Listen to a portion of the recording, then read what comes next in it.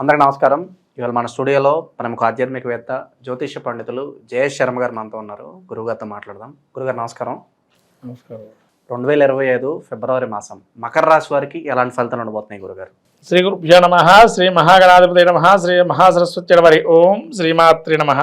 మకర రాశి యొక్క స్థితి ఫిబ్రవరి మాసం మాఘమాసంలో చూస్తే మకర రాశి వారికి ఉత్తరాషాఢ నక్షత్రము 2, 3, 4 పాదాలు, అట్లాగే శ్రవణ నక్షత్రం 4 పాదాలు, ధనిష్ట నక్షత్రము 1, 2 పాదాలు మకర రాశికి చెందినవి. ఈ మకర రాశి యొక్క గ్రహస్థితి చూసినట్టయితే ముఖ్యంగా మనకు ద్వితీయంలో జన్మస్థానం రవి, తదుపరి ద్వితీయ స్థానంలో సంచారము 13వ తారీఖు ఫిబ్రవరి నుంచి, 12వ తారీఖు ఫిబ్రవరి నుంచి బుధుడు కూడా ద్వితీయ స్థానం సంచారం జన్మస్థానం నుంచి, అట్లాగే శని ముఖ్యంగా మొదటి నుంచి ద్వితీయ స్థానంలో ఉన్నాడు. తృతీయ స్థానంలో శుక్ర రాహువులు సంచారము, అట్లాగే వీరికి పంచమ స్థానంలో గురు సంచారము, షష్ఠ స్థానంలో కుజ సంచారం వక్రీకరించి, అట్లాగే ఈ కుజుడు వీరికి భాగ్యస్థాన సంచారము, కేతు ఈ విధంగా గ్రహ సంచారం చూస్తున్నాం. ముఖ్యంగా రవి జన్మస్థానంలో ఉండడం వల్ల అనారోగ్యం అనేది ఉంటుంది. కాబట్టి ఇబ్బంది పడే అవకాశం ఉంటుంది ఆరోగ్యరీత్యా. ముఖ్యంగా కంటికి సంబంధించి కానీ లేదైనా ఉన్నట్టుండి హృద్రోగానికి సంబంధించి కానీ ఇబ్బందులు ఉంటాయి. ఆరోగ్యరీత్యా జాగ్రత్తగా ఉండడం మంచిది. ద్వితీయ స్థానంలో ఎప్పుడైతే బుధుడు సంచరిస్తున్నాడో వీళ్ళకి ఆరోగ్యరీత్యా ఏదైతే ఉంటుందో కొద్దిగా మెలకువలు అంటే ఇంప్రూవ్మెంట్స్ అనేవి ఉంటాయి ఆరోగ్యరీత్యా. అట్లాగే ధనపరంగా ఒక ఆలోచన చేస్తారు, ఆలోచన ద్వారా ముందుకు వెళ్తారు. అట్లా శని వీళ్ళకి ద్వితీయ స్థానంలో ఉండటం వల్ల లాభం ఉండే అవకాశం ఉంటుంది. అంటే కొన్ని లాభాలు అనేవి ఏర్పరిచే అవకాశం, వీళ్ళ మాట కావచ్చు, వీళ్ళు బొమ్మ కావచ్చు, అక్కడ మార్పులు చేర్పులతో కొన్ని మాయ జరిగే ధనం అనేది రాబడి జరుగుతుంది.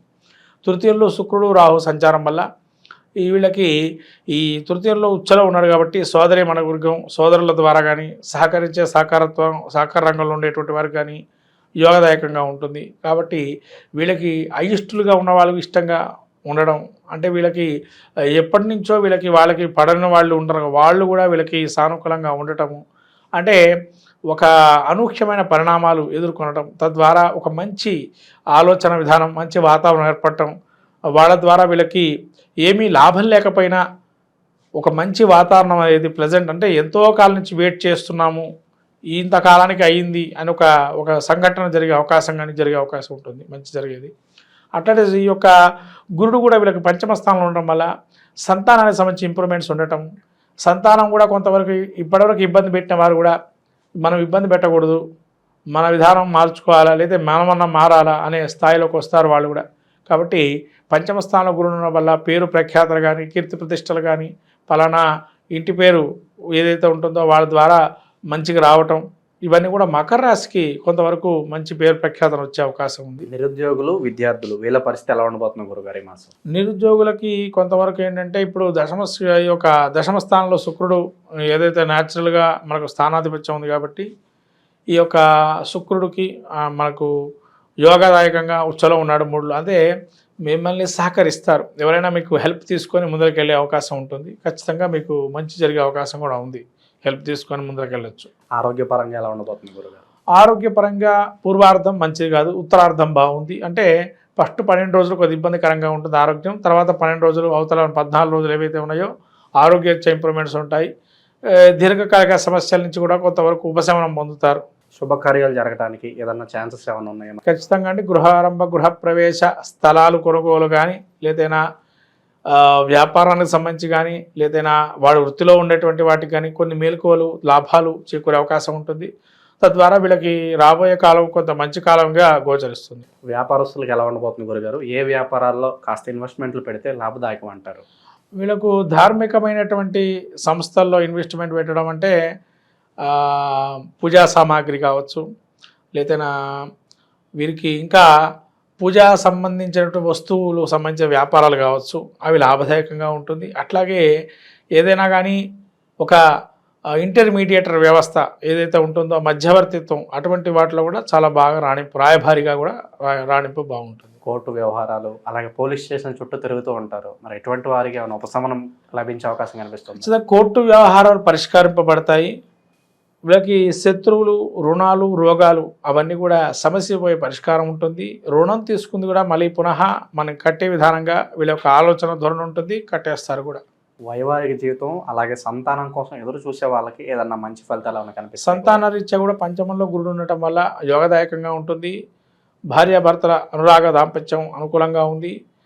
ఎటువంటి ప్రేమ వ్యవహారాలు ఏవైతే ఒక అరేంజ్డ్ మ్యారేజ్గా దారితీసే అవకాశం కూడా ఉంటుంది మకర రాశి వారికి. ఇంకా మంచి ఫలితాలు పొందడానికి మకర రాశి వారికి ఏదన్నా రెమెడీస్ ఉంటే తెలపండి గురుగారు. ఆదిత్య హృదయ పారాయణం చేసుకోవటం, సూర్యనారాయణ స్వామి దర్శనం చేసుకోవటం, సూర్య దేవాలయానికి వెళ్ళటం, రథసప్తమి రోజు కానీ ఆదివారం, ముఖ్యంగా ఆదివారం రోజు పొట్టు శనగల్ని దానంగా ఇవ్వటం కానీ లేదా పొట్టు శనగల్ని ప్రసాదంగా పంచటం కానీ చేస్తే చాలా సూర్యుడు యొక్క అనుగ్రహం కలుగుతుంది. ఇంకా ఈ సూర్యుడితో పాటు వీరు ఇంకా మనకు శని అవయోగంగా ఉన్నాడు కాబట్టి వెంకటేశ్వర స్వామి దర్శనం చేసుకోవటం, విష్ణుమూర్తి విష్ణు సహస్రనామం పారాయణం చేసుకోవటం, అట్లాగే గణపతిని గరికతో అర్చన చేస్తూ కూడా చాలా లాభదాయకంగా ఉంటుంది. ముఖ్యంగా సంతాన రీత్యా ఇబ్బంది పడుతున్న వారు ఎవరైతే ఉంటారో వాళ్ళు గరికతో అభిషేకం చేయటం శివుడికి అత్యంతంగా చాలా బాగుంటుంది. కాబట్టి గరికతో అభిషేకం చేయటం వల్ల సంతాన రీత్యా ఉండే చికాకులు చింతల నుంచి కూడా బయటపడతారు. మనకు రాబోయేటువంటిది ఈ మాఘమాసం, ఫిబ్రవరి నెల. ఈ మాఘమాసంలో అందరికీ తెలిసినటువంటి ఉత్తరాయణ పుణ్యకాలం వచ్చిన తర్వాత మొదటి శుభమాసంగా అందరూ మాఘాది పంచమాసాలు పెళ్లికి కానీ శుభ కార్యక్రమాలకు కానీ చాలా ఉపయోగకరంగా అనేకమైనటువంటి పుణ్యమైనటువంటి రోజులు ఉన్నాయి. ముఖ్యంగా చెప్పాలంటే సంతానం కోసం ఎవరైతే వెయిట్ చేస్తూ ఉన్నారో వాళ్ళకి చాలా అద్భుతమైన మాసంగా మాఘమాసం చెప్పబడింది. ఎందుకంటే శివమహాపురాణంలో చెప్పబడిన విషయాలు మీకు కొన్ని ఇప్పుడు చెప్తున్నాను ఈ మాఘమాసంలో విశేషం గురించి. ముఖ్యంగా భీష్మ పంచక వ్రతం. ఈ భీష్మ పంచక వ్రతం ఏదైతే ఉంటుందో ఎవరైతే సంతానం లేనటువంటి వారు భీష్మ పంచక వ్రతాన్ని ఆచరిస్తే కనుక సంతానం కలుగుతుందని శివమహాపురాణంలో తెలుపబడింది. అట్లానే మనకు పుత్రదా చతుర్థి అని చెప్పి ఒకానొక చతుర్థి తిథి కూడా ఈ యొక్క సమయంలో వస్తుంది. అంటే సంతానం అటువంటిది ఎవరికైతే చాలా ఇబ్బందులు పడుతూ అనేకమైనటువంటి వైద్యంలో కూడా సంప్రదిస్తూ ఉండేటువంటి వారికి ఈ యొక్క మాసం మీరు ఏదైతే అనుకుంటున్నారో ఆ సంతానవంతులు కావాలనుకునేటువంటి వారు ఈ భీష్మ పంచక వ్రతాన్ని ఆచరించడం ద్వారా ఖచ్చితంగా కలుగుతుంది. అలానే మనకు పితృ సంబంధమైనటువంటి ఏదైతే మనకు పితృశాపాలను అంటాము ఇటువంటివన్నీ కూడా మనకు ఈ మాఘమాసం పౌర్ణిమ మహామాఘి అని కూడా అంటారు. కాబట్టి ఈ మహామాఘి ఏదైతే ఉందో ఈ మాఘమాసంలో వచ్చేటువంటి పౌర్ణమి రోజున ఎవరైతే ఉపవాసం చేసి లలితా సహస్రనామం పారాయణం చేసుకొని నవనీతాన్ని కానీ పాయసాన్ని కానీ చంద్రుడికి సమర్పించి అమ్మవారికి ఉపవాసం ఉన్నట్లయితే ఖచ్చితంగా ఆ విధంగా మనకు ఉత్తర పీఠిక లలితా సహస్రనామాలు ఉత్తర పీఠికలో ఉంది. ఆ ఉత్తర పీఠిక మీరు చదువుకున్నట్లయితే ఖచ్చితంగా ఎన్ని సంవత్సరాలు కానీ ఎన్ని నెలలు చేస్తే ఈ ఫలితం వస్తుందో కూడా చెప్పబడింది. అలా శ్రీచక్రార్చన ఇవన్నీ కూడా ప్రాముఖ్యంగా మాఘమాసం చాలా విశేషమైనటువంటిది. అట్లాగే మీకు ఈ భీష్మ ఏకాదశి అని అట్లానే మనకు మహామాఘి అని మహాశివరాత్రి ఇలా పర్వదినాలని కూడా ఈ మాఘమాసంలో వస్తాయి. కాబట్టి ఈ ద్వాదశ రాసులు వాళ్ళందరూ కూడా ఈ మాఘమాసంలో కూడా అనేక పుణ్య కార్యక్రమాలు నెరవేర్చుకొని అందులో మాఘ స్నానం అంటారు. ముఖ్యంగా మనకు మాఘ పురాణం కూడా ఉంది. అంటే పద్మపురాణం అంతర్గతంగా ఈ యొక్క మాఘ పురాణం కూడా ఉంటుంది. అంటే పద్మపురాణంలో ఎవరైతే విష్ణుమూర్తిని ఎక్కువగా వైశాఖ మాసంలో కానీ అట్లానే మనకు కార్తీక మాసంలో కానీ ఇట్లా మాఘమాసంలో కానీ ఈ పురాణాలు మన అందులోంచి తీసుకోబడింది. ఈ స్కాంద పురాణంలో కొంత అట్లానే పురాణం మరి పద్మపురాణంలో కొంత ఆ భాగాలు తీసుకొని ఈ పురాణాలు ఏర్పడని. కాబట్టి ఈ మాఘ పురాణం కూడా మనకు స్నానాల గురించి తెలుపబడింది విశేషంగా.